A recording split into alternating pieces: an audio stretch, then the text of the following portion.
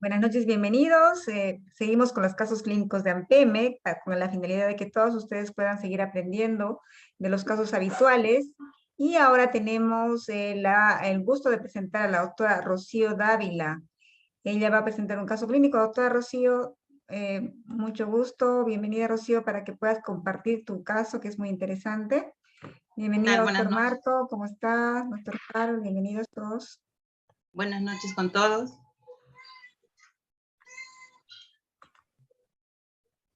Ya puedes compartir, Rocío.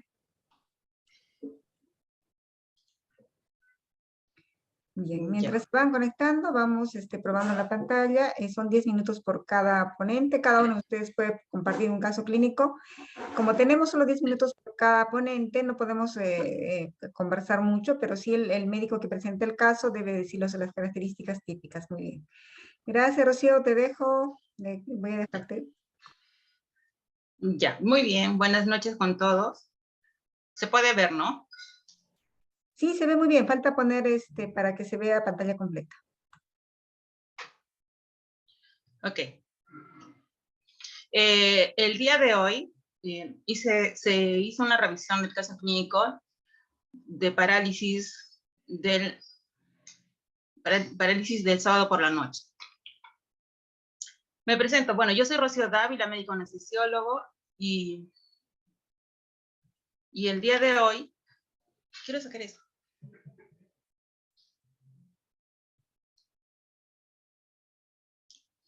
Ya, perdón.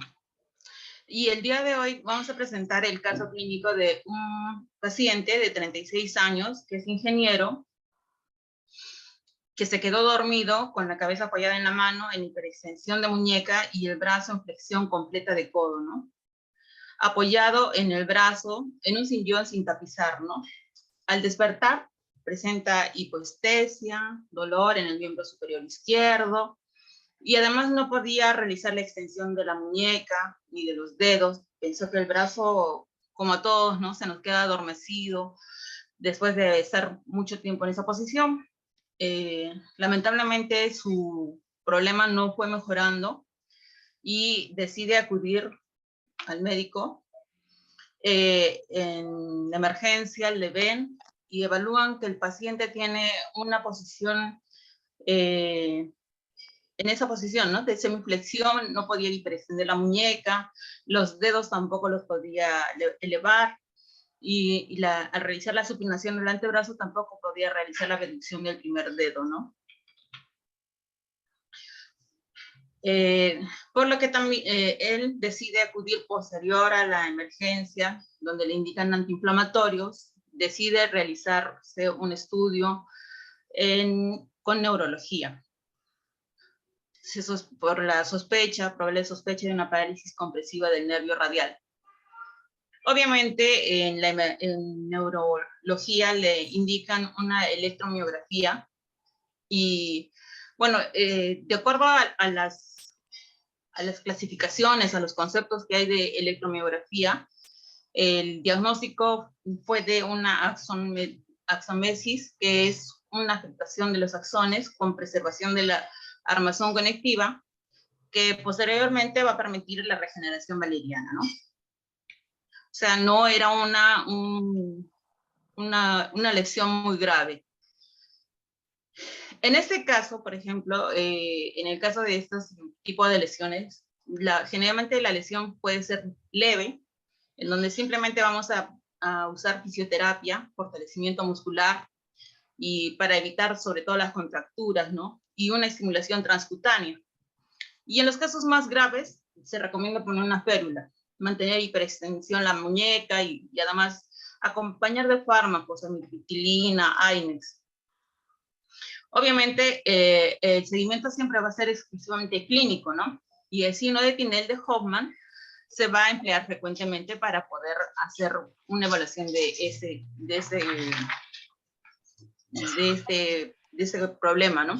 Entonces, ¿qué es lo que vamos a evaluar? El signo de Hoffman es el signo de cuando se realiza la percusión ligera sobre el trayecto del túnel carpiano, y cuando el paciente presenta hormigueo o presenta, por ejemplo, alguna disestesia, se va a considerar como un signo positivo. Entonces, ello nos va a dar una secuencia del nivel evolutivo, ¿no? Cómo vamos a ir presentando el paciente, cómo va a ir evolucionando.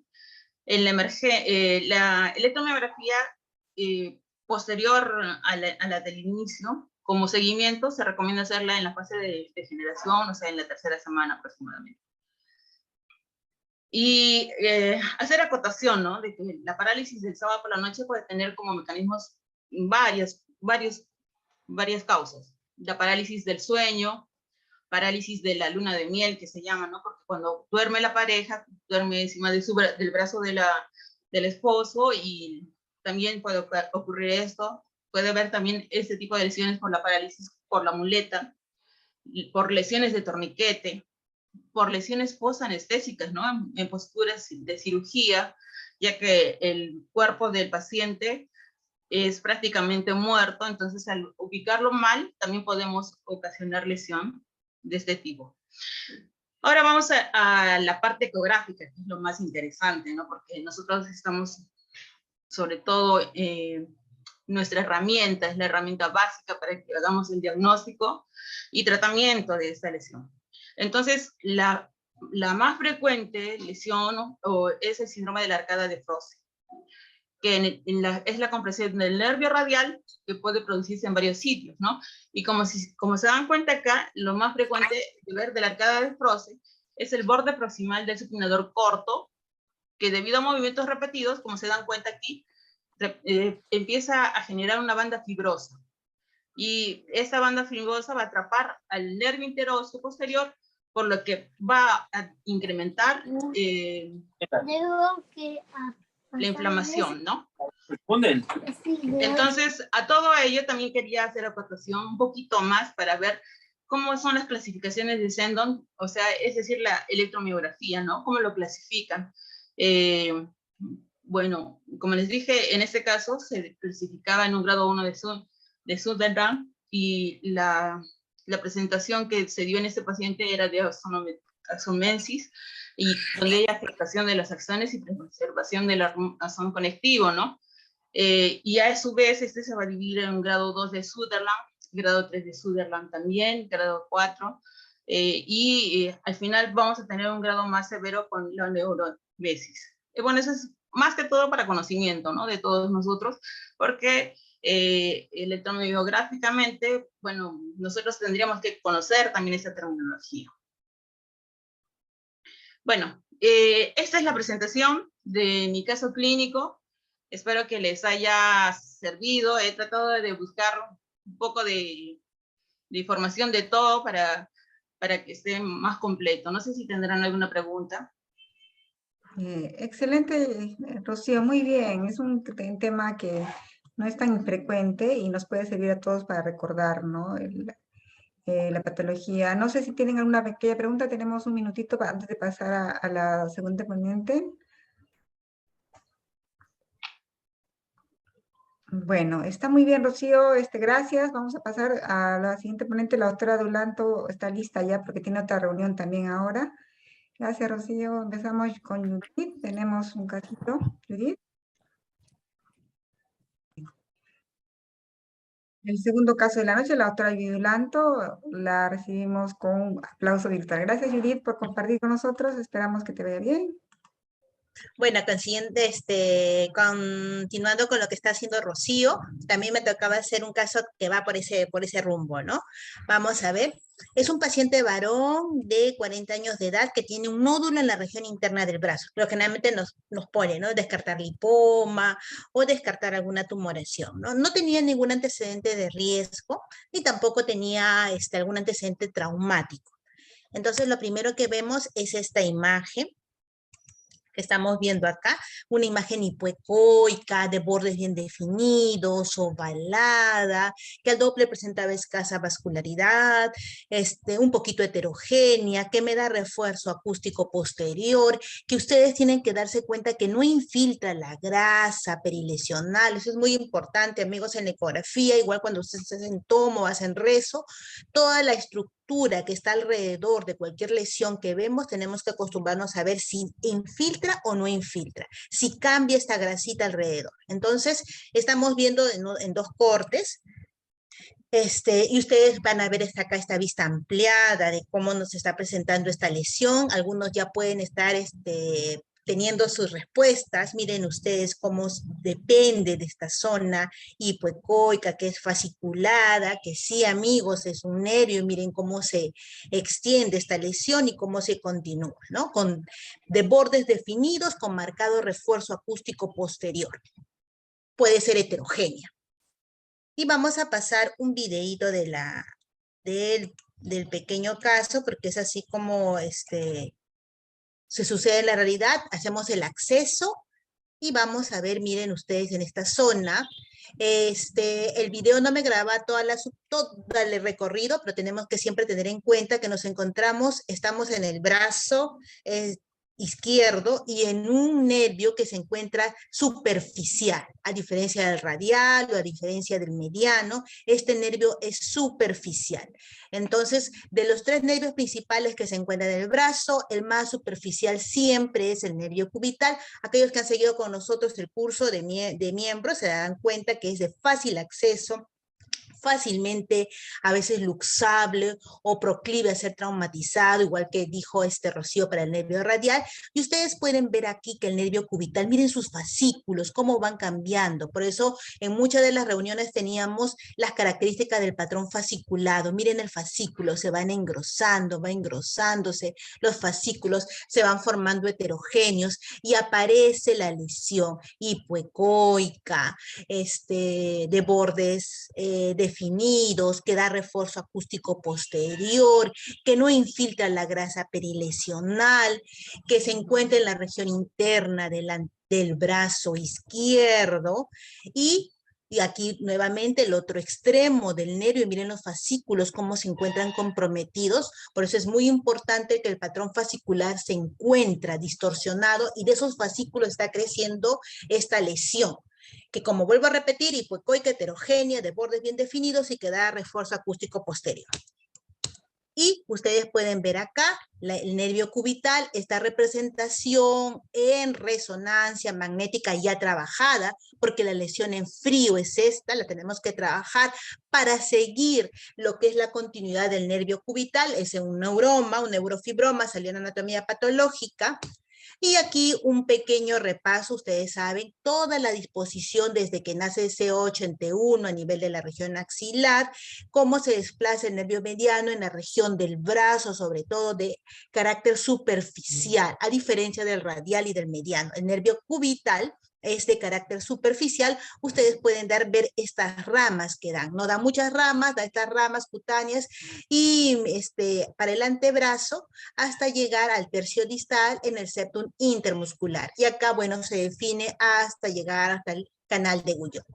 Bueno, para mí ha sido un placer estar con ustedes. No sé si habría alguna pregunta.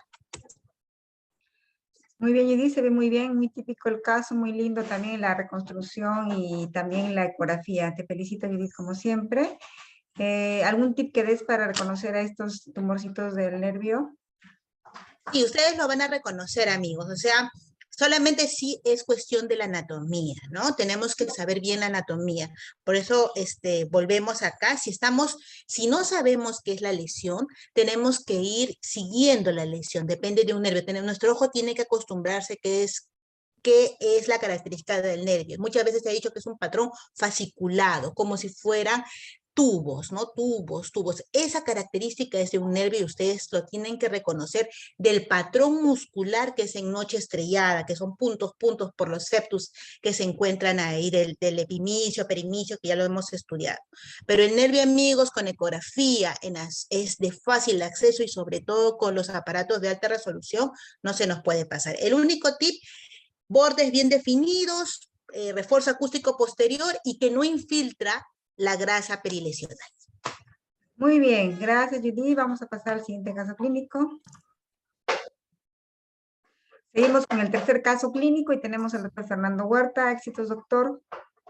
Muchas gracias por la invitación. Vamos a presentar varios casitos de lesiones tumorales del codo y antebrazo.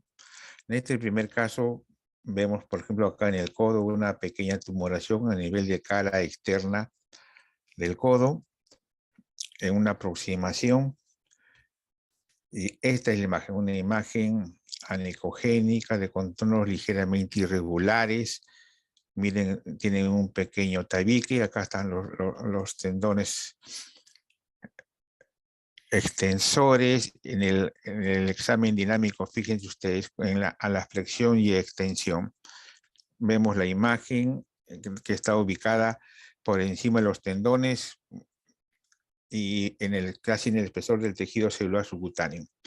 Entonces, es las mismas imágenes, tanto en transversal como en longitudinal.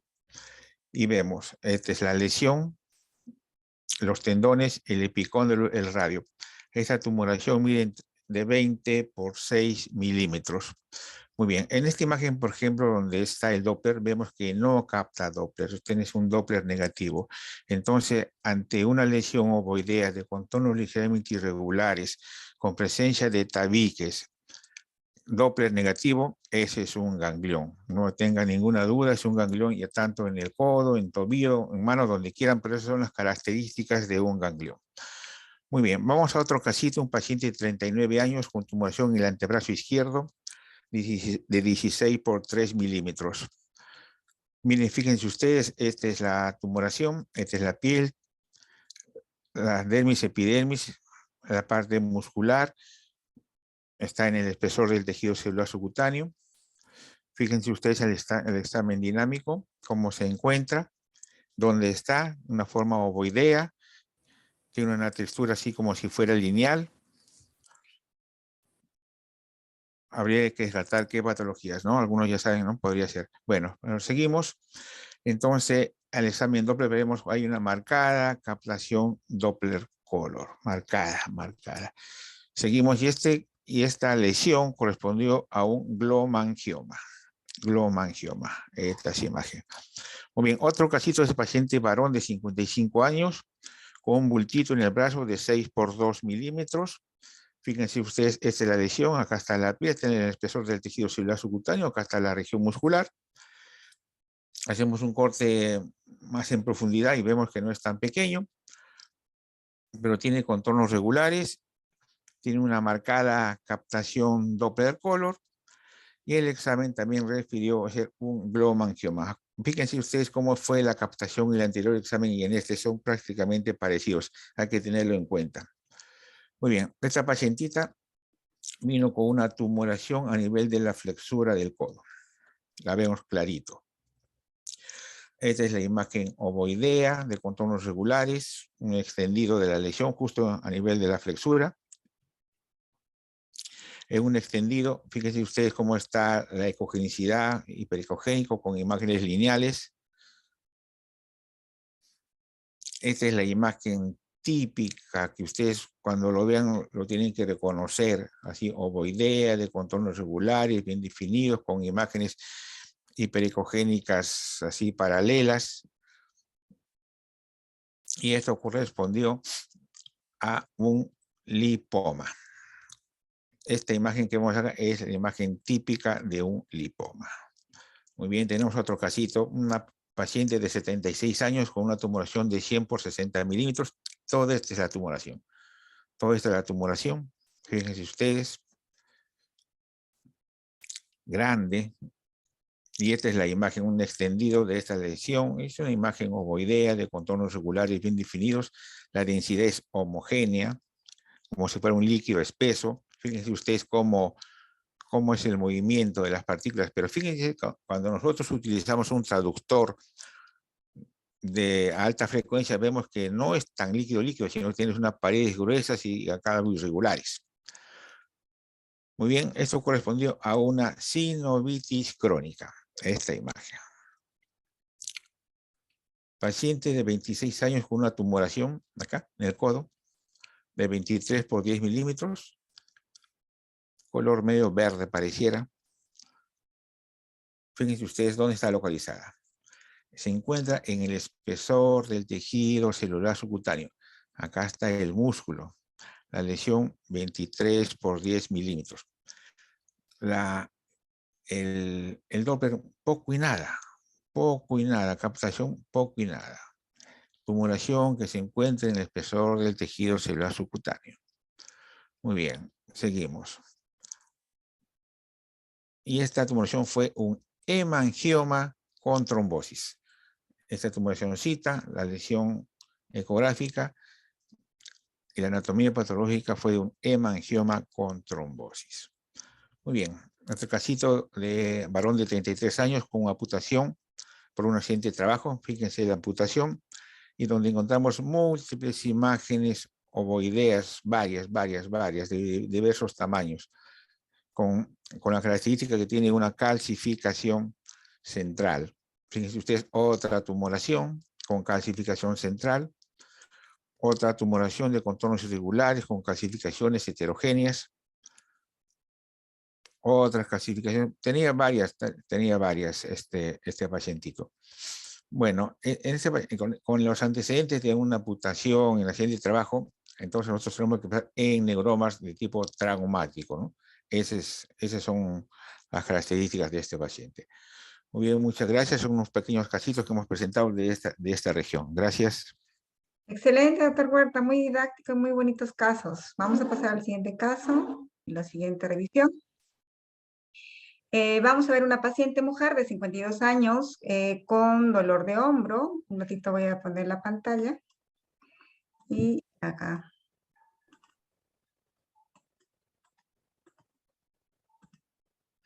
Ya, y tenía mucho dolor de escala de 7 de 10, tiene una ecografía y una resonancia magnética. La ecografía muy fácil, podemos ver las calcificaciones, muy fácil para ver las calcificaciones. Este es el tendón supraespinoso, me da una sombra acústica posterior, imposible que en la ecografía se pase esta calcificación, y en unas zonas ya que está erosionando la cortical, pero hay una parte que todavía no me da sombra acústica posterior. La calcificación la podemos medir, la vemos muy bien, el tendón está con tendinosis, y el tendón del bíceps que está en el intervalo rotor está engrosado también, ¿no? Acá estamos en la corredera que está engrosada con una tendinopatía, y en la porción interarticular en el intervalo está bastante engrosado, heterogéneo, hasta aparecen pequeños desgarritos en una pequeña lesión intrasustancia. En la ecografía se informó la tendinopatía del bíceps proximal a nivel del intervalo rotador, la tendinopatía cálcica del supraespinoso y también el infraespinoso. Le hicieron una resonancia, de esta fue en la paciente, la primera ecografía fue el 9 de marzo, un control, el paciente tenía mucho dolor, y esta es la resonancia de agosto, ahí se ve la calcificación, lo que pasa es que se ve tenue. Aquí vemos la calcificación, también tenía una patología del bíceps, seguía con el bíceps engrosado. En la resonancia se informó severidad de tendinopatía y desgarro intrasustancia del tendón largo del bíceps con morfología en reloj de arena y tendinosis del supraespinoso y del subescapular, cambios artrósicos. No mencionaron en la resonancia la calcificación del supraespinoso, porque como es una calcificación tenue o de repente o hay muchas resonancias por informar, se lo pasan de largo. Y la paciente ya vino a un control posterior a la resonancia en noviembre, agosto, septiembre, octubre, noviembre, 3 meses después, la calcificación ya se estaba expulsando. Ahora vamos a ver las fases de la calcificación, una fase expulsiva, y estaba expulsándose hacia la cara articular, desapareció la calcificación del supraespinoso y se está cavitando, y vamos a ver cómo la calcificación está en fase. Ya no queda calcificación en el tendón y está en fase expulsiva. Muy bien. El médico que le estaba tratando de dolor confiaba bastante en las ecografías. Yo le decía, hay una ecografía, hay una tendinopatía cálcica, pero no sale en la resonancia, ¿no? Bueno, pero se ve muy bien en la ecografía, en la resonancia se ve tenue, pero está ahí, ¿no? El tendón del bíceps seguía en la porción del intervalo rotador con desgarros intrasustancia, engrosado, ¿no? En la porción extraarticular con tendinopatía, en la porción interarticular mucho más grueso, entonces hay una morfología en reloj de arena, ¿no? Una tendinopatía hipertrófica de la porción proximal del bíceps a nivel del intervalo rotador visto en ecografía. Y en este caso, para que nos lleve la importancia de que la ecografía se ve muy bien las calcificaciones y no se nos puede pasar de largo. Otro caso más reciente de este mes, esto sí no se puede pasar, una gran calcificación con sombra acústica posterior gruesa que se ve en el supraespinoso, y cuando vemos el videíto, Veamos cómo esta calcificación gruesa compromete también parte del infraespinoso. Es bien grande, ¿no? Más de 1.5 centímetros.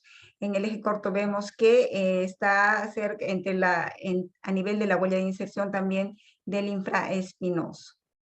Vamos a ver el eje corto, acá está la apófisis coracoides, por acá está apareciendo el bíceps interarticular, y la calcificación está entre el supraespinoso, a nivel de la huella de inserción de supraespinoso e infraespinoso.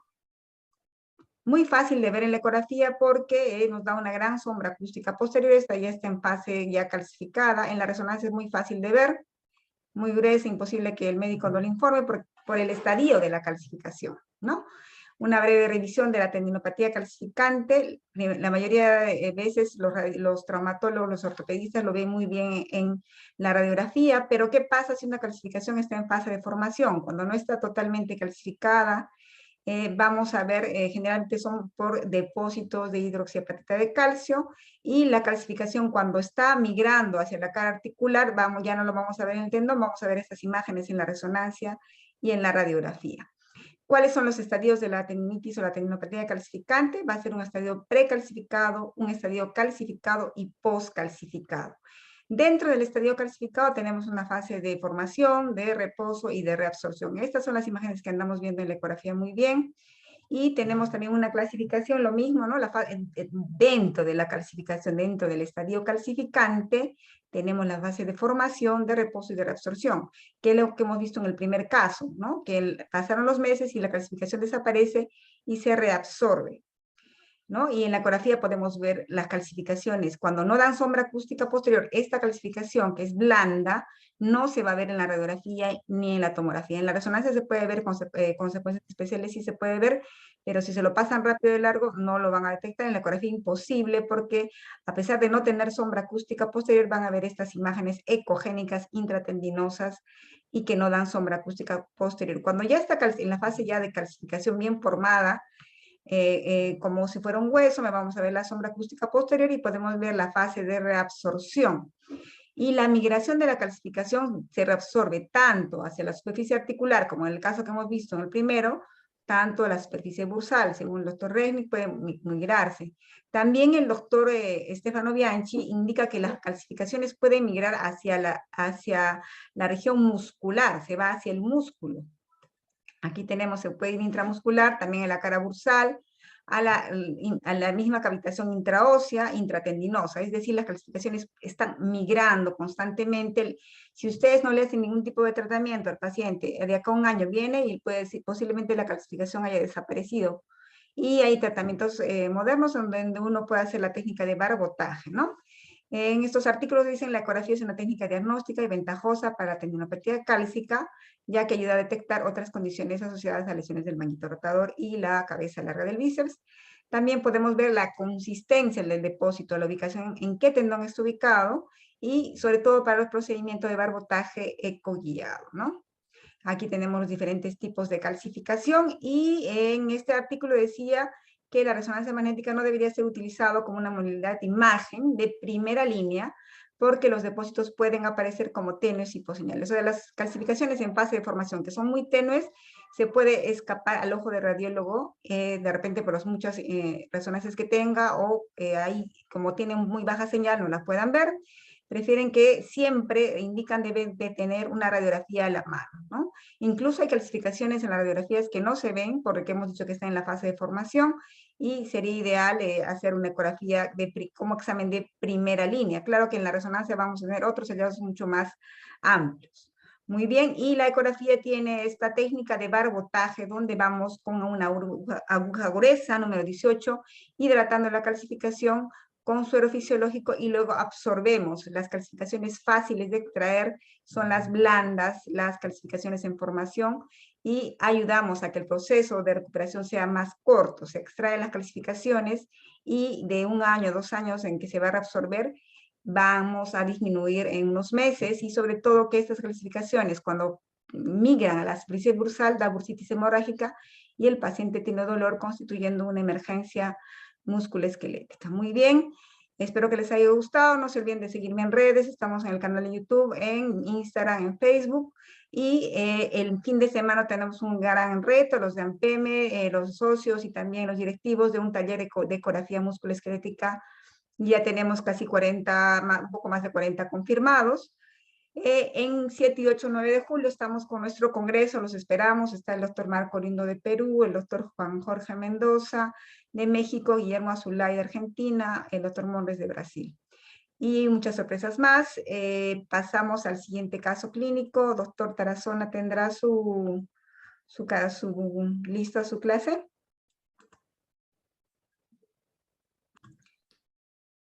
El siguiente caso clínico corresponde al doctor Martín Tarazona. Éxitos, doctor Martín. Lo dejo con la presentación.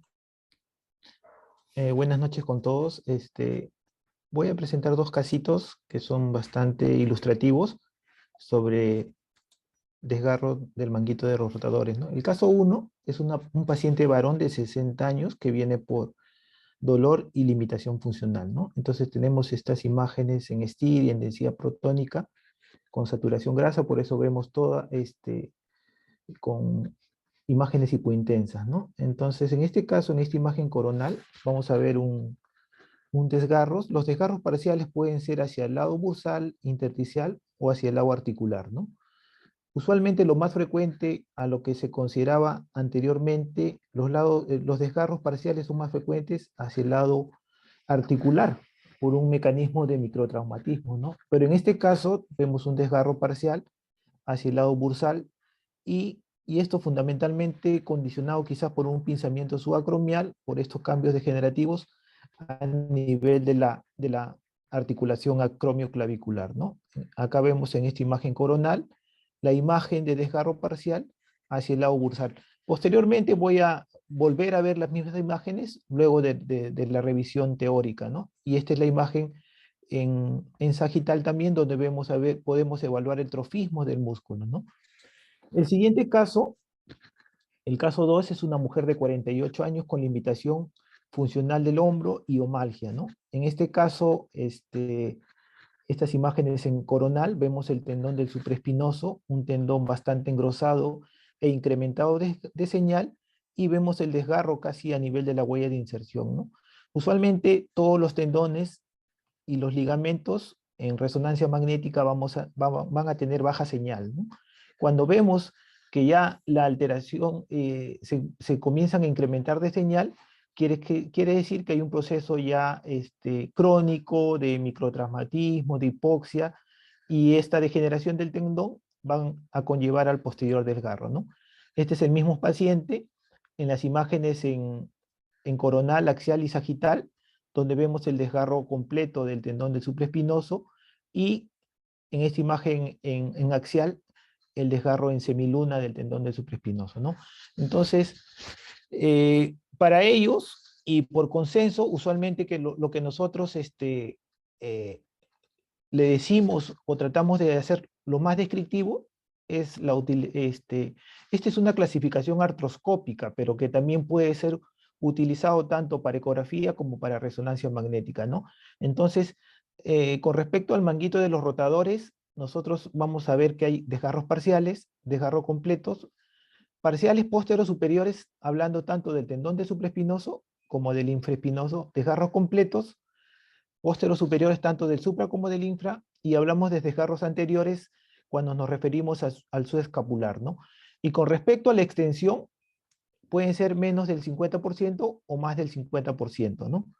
Y tomando su longitud cefalocaudal, o lo que le llamamos el espesor del tendón. Los desgarros completos pueden ser pequeños, moderados o grandes, cuando hablamos de menos de 1 centímetro, de 1 a 3 y más de 3, y desgarro masivo, cuando ya comprometen los 2 tendones o más. Y esta es la clasificación para los desgarros del subescapular, ¿no?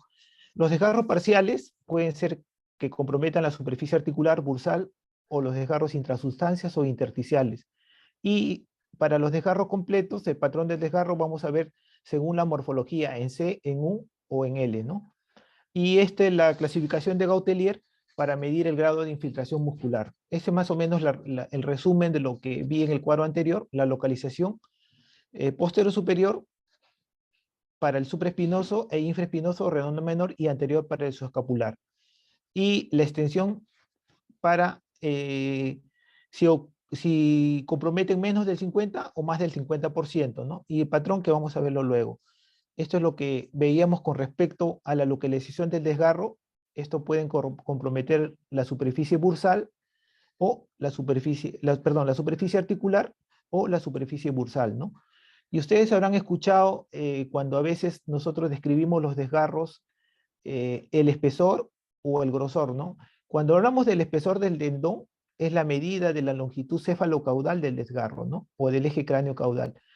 Usualmente nosotros consideramos que un tendón usualmente debe medir en promedio 12 milímetros. Entonces hablamos de un desgarro grado 1 de bajo grado cuando es menor de 3 milímetros o compromete menos del 25% del espesor del tendón, midiendo la longitud cefalocaudal, ¿no?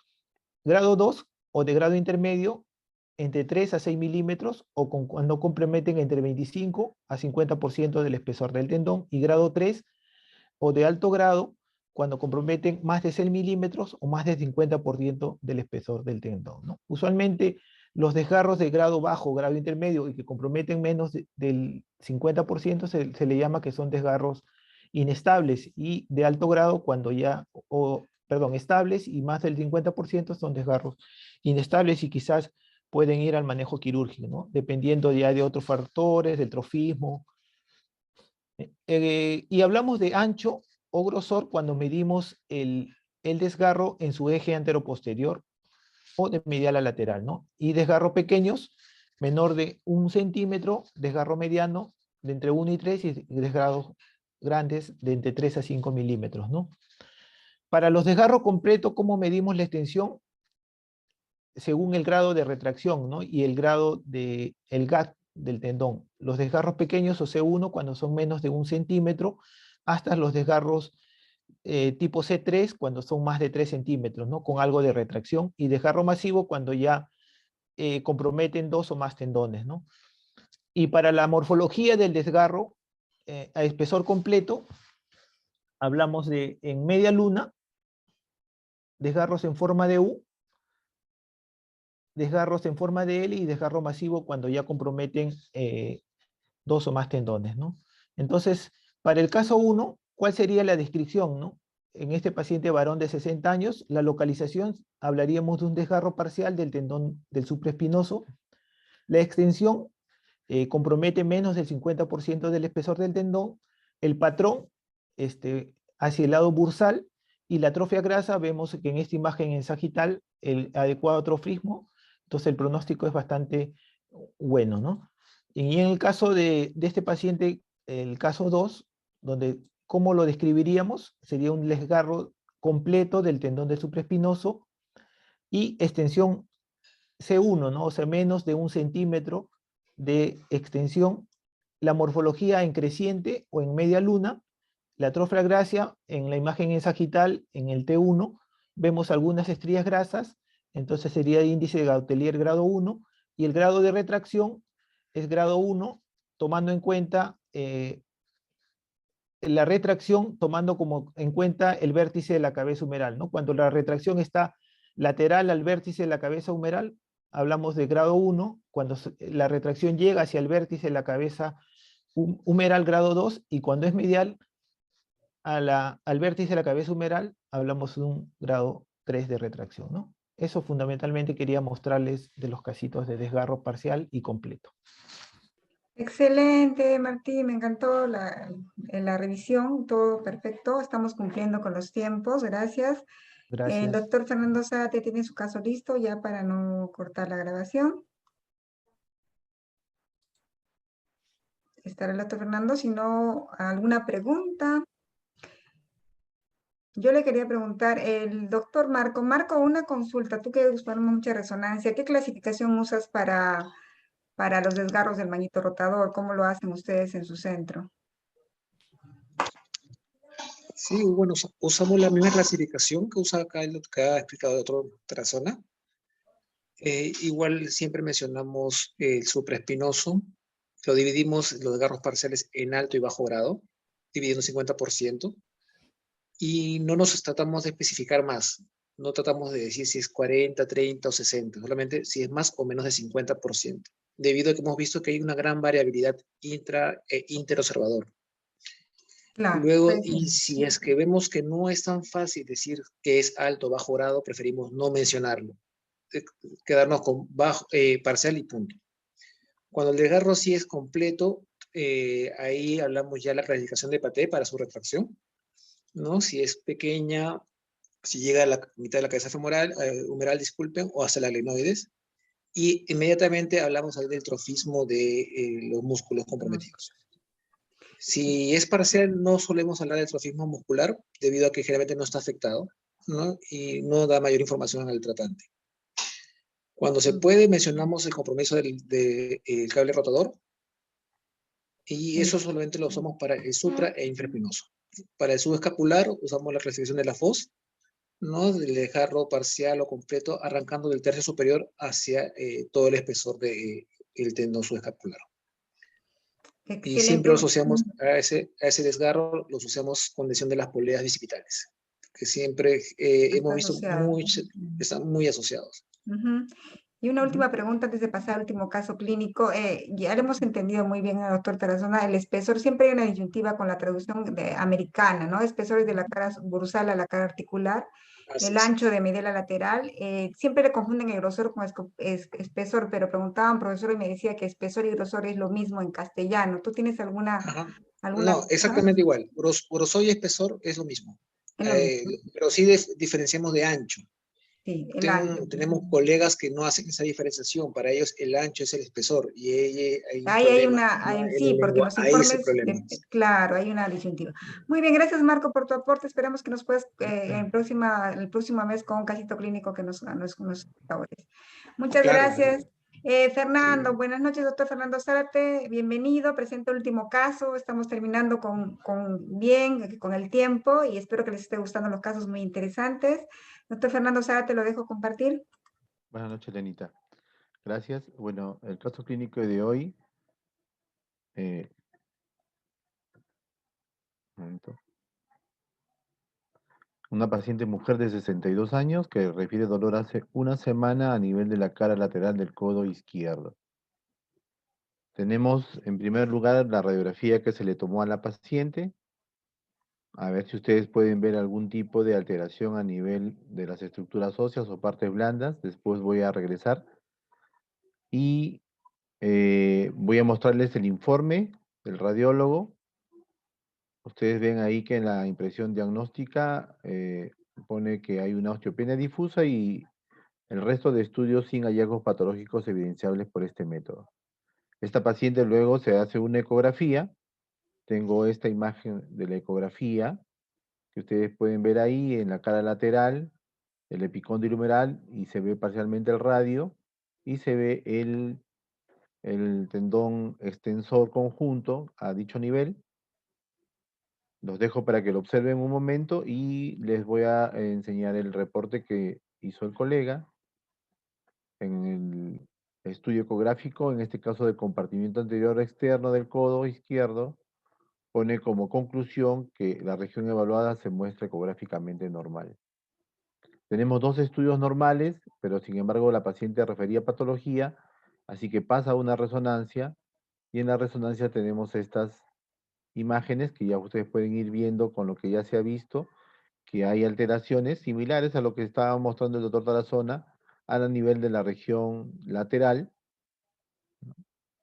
Vamos a observar aquí que en el informe el colega reporta principalmente que a nivel del tendón común extensor presenta una zona de desgarro parcial intrasustancia, realiza una medición de 0.8 por 0.7 centímetros a nivel de la inserción del epicóndilo, y esta se asocia a una alteración difusa de la señal asociada a leve alteración de la morfología.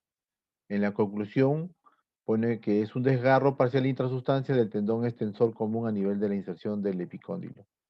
¿Por qué he querido mostrar este casito? Porque me parece interesante que tengamos que observar que muchas veces, a veces nos dicen la ecografía no es un método sensible o específico para tratar este tipo o para poder evaluar este tipo de lesiones. Sin embargo, creo que aquí desde un inicio ya podíamos ver algunas alteraciones a nivel óseo, ¿no? desde la irregularidad a nivel del borde lateral del epicóndilo, con discretas zonas de esclerosis y una zona ligeramente radiolúcida a nivel de las partes blandas. Y a nivel, si bien no se puede visualizar otros cortes de la zona, sí se ve que había discreta irregularidad del borde óseo de la cortical ósea. Hay algunas zonas hipoecogénicas que podrían corresponder a una alteración también a nivel de la zona extensora, pero que sin embargo sí definitivamente pues la resonancia tiene una mejor capacidad espacial para poder visualizar estas lesiones. Lastimosamente la ecografía es un poco operador dependiente, ¿no? Entonces quizás por esa parte no hemos podido o el colega no ha podido visualizar esta lesión, quizás si hubiesen habido cortes también transversales a dicho nivel o hacer un estudio comparativo. En este caso, en estos cortes de resonancia se pueden ver que sí hay una alteración en la señal, de un desgarro intrasustancia a nivel del complejo extensor, con un poco de líquido a dicho nivel, tanto en los cortes coronales como axiales, y igualmente una alteración a nivel de las partes blandas, porque hay zonas inflamatorias también periarticular. Entonces, he traído este caso más que nada para poder ver que tenemos que hacer énfasis en la parte de la ecografía. En este caso, como estamos viendo, es una epicondilitis lateral o una tendinopatía extensora, también llamada codo del tenista, y esto se debe a un excesivo uso del tendón extensor común. Y dentro del tendón extensor común, que hay, son varios, el principal que se afecta es el extensor breve o corto del radial del carpo, y esta patología es principalmente más, es 7 a 10 veces más que la patología medial. Se va generalmente entre la cuarta y quinta década de la vida, y es tan igual para el hombre como la mujer, ¿no? Y la patología básicamente desde el punto de vista clínico, el paciente refiere dolor, mucha sensibilidad e hinchazón en la zona, y cuando se hace la maniobra de extensión del brazo y la muñeca, esa zona se incrementa en dolor. No olvidar que este es algo que debemos siempre tener presente, que la principal patología en la epicondilitis está afectada por este tendón, ¿no? El extensor corto radial del carpo, ¿no? Que es el principal tendón que se va a afectar en este tipo de patología y que se puede ver en la ecografía también. En los cortes generalmente transversales podemos delimitarlos muy bien. En el ultrasonido, no olvidar que vamos a encontrar un engrosamiento del tendón extensor común y va a estar asociado a zonas heterogéneas o áreas hipoecogénicas cuando hay zonas de micro desgarro, o también pueden estar asociadas a calcificaciones intratendinosas y la irregularidad ósea del tendón, de la zona ósea en la zona de inserción del tendón. Así como ya mostramos también que el Doppler nos puede ayudar también a mostrar que hay una hiperemia o hipervascularidad cuando las lesiones generalmente son agudas. Y en la resonancia, pues se va también a encontrar un engrosamiento anormal, una mayor intensidad de la señal, como ya lo dijo el doctor Tarazona, generalmente estas lesiones son más hipointensas, pero cuando están afectados hay un aumento de la señal en la zona, en este caso del extensor común. También podemos encontrar desgarros parciales o desgarros totales a nivel específicamente más, como ya se ha mencionado, en el extensor radial corto. Y generalmente podemos ver, como ha sido en el caso, un espacio lleno de líquido. Y también muestran una clasificación que he encontrado, que lo clasifican según el grosor, en un grado bajo, si es menor de 20% el compromiso, un intermedio hasta 20-80 y un alto mayor o mayor de 80. Y otra de las características también tener presente, como hemos visto, el edema peritendinoso y el edema focal asociado a la médula ósea, que esto, bueno, es más característico para poder observarse en la resonancia, no tanto en la ecografía. Bueno, eso era el casito que quería mostrarles. Muchas Sí, gracias. interesante, interesante. Un favor, doctor Fernando Zárate. Al médico que ha hecho la ecografía, mándalo a mi consultorio para enseñarle. El protocolo de codo para evaluar tendinopatía extensora es eje largo y eje en el eje corto. Los que no han visto los casos clínicos de AMPEME pueden ver el canal de AMPEME. El mes pasado hemos hecho bastantes casos de epicondilitis con diagnóstico de ecografía. Hay que hacer un barrido de medial a lateral y en el eje corto pueden ver todos los componentes tendinosos. Si ustedes solo mandan una imagen, de hecho que van a errar. Si bien cuando la ecografía es operador dependiente, para tendones es muy buena porque está debajo de la piel. Entonces ahí faltó una foto en eje corto para ver todo el espesor de los tendones y ver si hacen una foto a mi mano, a este lado está normal, pero si giro, de repente voy a ver todo el compromiso. Entonces ahí que la mayoría de casos mis alumnos, y por favor hagan los protocolos completos para todos los segmentos, ¿no? Ahí no se puede pasar, se pueden ver también desgarros de ligamento, colateral radial. Y en la resonancia el médico puso desgarro, pero no puso tendinopatía, ¿no? Que lo que el paciente tiene es una tendinopatía, una epicondilitis llamada así, y luego esa tendinopatía va a generar por la inflamación crónica, por la degeneración tendinosa, un desgarro, ¿no? No solo es el desgarro es porque no es el diagnóstico es una epicondilitis, una tendinopatía asociada a un desgarro y se puede ver muy bien en la ecografía. Y bueno, pero muy interesante porque eso nos afronta nuestra realidad, ¿no? ¿Qué estamos viendo en los casos clínicos a diarios? Que las ecografías salen normal y luego viene resonancia, otro método, es porque no están haciendo los protocolos estandarizados. Pero muy bien, nos hace refrescar la memoria que generalmente es así, pero ustedes están en la responsabilidad de capacitarse en los diferentes métodos para que los pacientes no estén gastando su dinero. Una epicondilitis muy fácil de ver en ecografía. Entonces, gracias amigos, espero que les haya gustado. Más bien, les quiero hacer recordar que este fin de semana tenemos el taller de AMPEME ya para los que quieren repasar los protocolos de miembro superior e inferior. Y en el mes de julio tenemos el congreso, va a estar muy bueno, los esperamos ahora nuevamente en el Hotel José Antonio de Luxe. Muy bien, espero que les haya gustado a todos, muchas gracias por participar, manden sus preguntas al grupo de socios de AMPEME, los invitamos a participar, a ser socios para seguir estudiando, capacitándose con los profesores que quieren compartir. Les agradezco mucho a los profesores que han compartido sus casos, al doctor Martín Tarazona, Rocío Dávila, Fernando Zárate, doctor Fernando Huerta, la doctora Dulanto y quien les habla. Y esperamos que nos colaboren con sus casos clínicos la próxima sesión. No tengan miedo, estamos para compartir con ustedes como amigos y espero que sigamos creciendo juntos. Muchas gracias amigos, nos estamos viendo el otro miércoles con el doctor, el webinar gratuito de AMPEME, un tema muy interesante, intervencionismo ecoguiado en la patología reumatológica. Muy bien, gracias doctora Rocío, gracias amigos, nos vemos. Chao, chao.